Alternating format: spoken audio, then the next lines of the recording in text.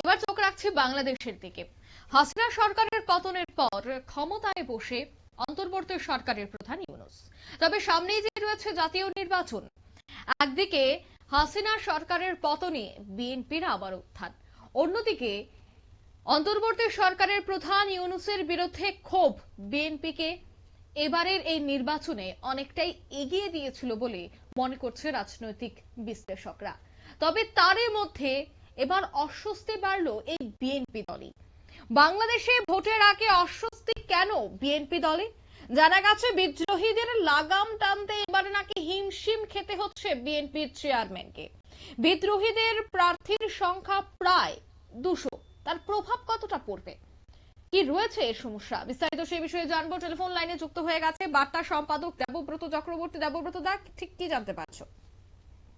দেখো, এখন তো সবার নজর কিন্তু বাংলাদেশের দিকে, বিশেষ করে সেই জুলাইয়ের বৈষম্য বিরোধী ছাত্র আন্দোলনের পর থেকে বাংলাদেশে এখন হটকেক যে কোনো খবর একটা মানুষের তোমার তাকিয়ে থাকে কৌতূহল, একটা উৎকণ্ঠা, কি হয় কি হয়। এবং রাজনৈতিক যে বর্তমান একটা টানাপোড়েন চলছে, এর জন্য অবশ্য পুরোটাই দায়ী বর্তমান তোমার বাংলাদেশের অন্তর্বর্তী সরকারের যিনি প্রধান উপদেষ্টা রয়েছেন, এই ইউনূস, ডক্টর ইউনূস, এর জন্য সর্বাধিক দায়ী। তিনি আসলে একজন অনভিজ্ঞ, যে কারণে তিনি একজন অর্থনীতিবিদ, যে কারণে রাজনীতি সম্পর্কে ওনার বিন্দুমাত্র ধারণা নেই। যে এইসব কারণেই কিন্তু আবার ওনাকে যে নোবেল দেওয়া হয়েছে শান্তির জন্য, তা এখন উঠেছে যে ওনাকে শান্তির জন্য নোবেল না দিয়ে এখন সুদখোর হিসেবে নোবেল দেওয়া উচিত ছিল।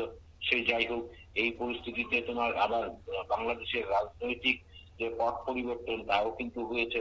বিশেষ করে খালেদা জিয়ার মৃত্যুর পর বাংলাদেশে এখন প্রধান শক্তিশালী দল হিসেবে কিন্তু বিএনপি মাথা চাড়া দিয়ে উঠেছে। আর তারেক রহমান, খালেদা জিয়া পুত্র তারেক রহমান বাংলাদেশে ফিরে আসার পর দল আরো অধিক উজ্জীবিত। তবে এই উজ্জীবনের মধ্যেই কিন্তু একটা নতুন সমস্যা হয়েছে এই বিএনপির মধ্যে, বিশেষ করে যারা প্রার্থী হয়েছেন তা নিয়ে। বিদ্রোহী প্রার্থীর সংখ্যা এই এখন দুশ্চিন্তার কারণ হয়ে দাঁড়িয়েছে বিএনপির। তোমার আসলে বিএনপির যারা বিদ্রোহী প্রার্থী রয়েছেন তাদের লাগাম টানতে হিমশিম খাচ্ছে দল। এখন বিএনপির প্রায় 200 বিদ্রোহী প্রার্থীর মধ্যে মাত্র 4 জন এ পর্যন্ত তাদের মনোনয়ন পত্র প্রত্যাহার করেছেন। তোমার মনোনয়ন পত্র প্রত্যাহারের শেষ সময় যদিও 20 জানুয়ারি নির্ধারণ করা আছে।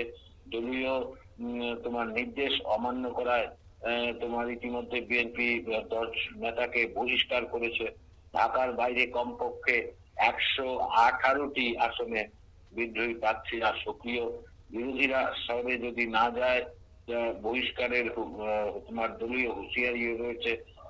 বিএনপির বারবার সতর্কীকরণ সত্ত্বেও বেশিরভাগ বিদ্রোহীরা কিন্তু তাদের নির্বাচনী যে প্রতিযোগিতা তার মধ্যে এ পর্যন্ত রয়ে গেছেন, যা দলের উচ্চপদস্থ কর্মকর্তাদের মধ্যে অস্বস্তি সৃষ্টি করেছে। দলের অভ্যন্তরীণ একটি সূত্র থেকে জানা গেছে এখন পর্যন্ত প্রায় 200 জন প্রার্থীর মধ্যে মাত্র 4 জন প্রত্যাহার করেছেন মনোনয়ন পত্র। তবে নেতৃত্ব আশা করছেন আগামী দিনে আরো বিদ্রোহী প্রত্যাহার করে তারা মনোনীত প্রার্থীদের সমর্থনে কাজ করবেন। বিপুল সংখ্যক বিদ্রোহী প্রার্থী ইতিমধ্যেই অভ্যন্তরীণ কোন্দলের সূত্রপাত করেছে বলে দলের নির্বাচনী অংশীদারদের অসন্তুষ্ট করছে। রাজনৈতিক বিশ্লেষকরা তোমার মনে করছেন যে দলীয় সিদ্ধান্তের বিরুদ্ধে অব্যাহত তোমার অবাধ্যতা বিএনপির প্রার্থীদের দুর্বল করে দিতে পারে। এ ধরনের বর্তমান পরিস্থিতি বিরোধী প্রার্থীদের জন্য তোমার বেশ কয়েকটি আসনে জয়ের দরজা খুলে দিতে পারে, যেখানে কঠিন প্রতিদ্বন্দ্বিতা প্রত্যাশিত।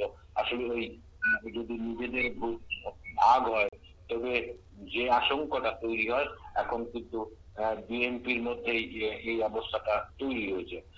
বিশেষ করে আমরা সবাই জানি যে খালেদা জিয়ার মৃত্যুর পর কিন্তু বাংলাদেশে বিএনপির পক্ষে একটা সিম্পেথি ভোট, সহানুভূতির যে ভোট, এগুলো কিন্তু তোমার বিএনপির পক্ষেই এখন সায় দিচ্ছে এবং মনে করা হচ্ছে এই বিএনপি সেই ভোটটা এবার খুব নিজেদের নিজেদের মধ্যে তুলে রাখতে পারবে।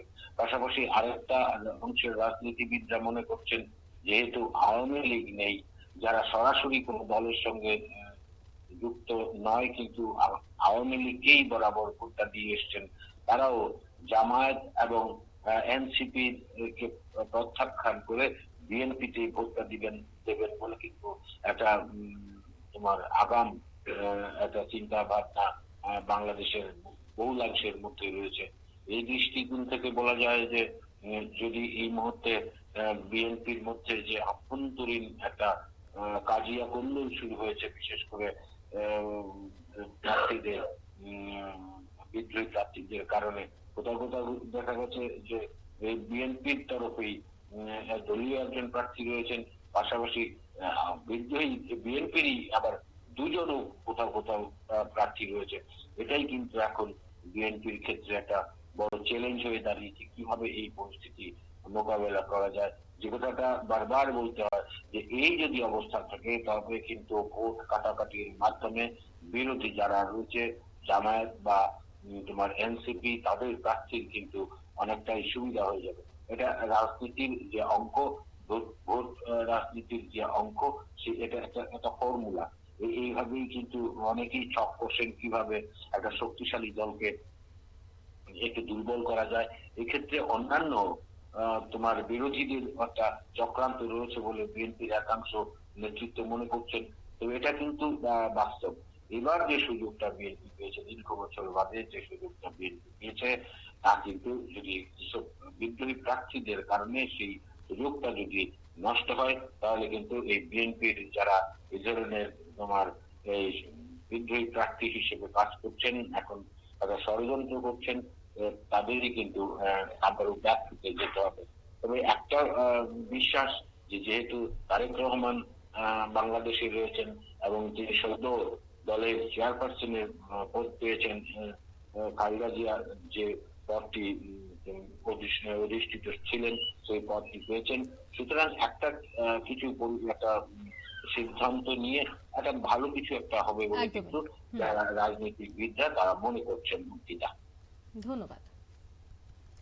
অর্থাৎ রাজনৈতিক বিশ্লেষকদের মত যে খুব দ্রুত হয়তো বা এই সমস্যার সমাধান হবে, তবে বিদ্রোহী প্রার্থীর সংখ্যাও কিন্তু কোনো অংশে কম নয়, প্রায় 200। তাই এই বিদ্রোহীদের নিয়ে কিভাবে এই জাতীয় নির্বাচন বা কতটা এই সমস্যাটা খুব দ্রুত সমাধান সূত্র বের করতে পারে বিএনপি, সেটাই দেখা। নিয়ে নিচ্ছি ছোট্ট একটি বিজ্ঞাপন বিরতি, সঙ্গে থাকুন।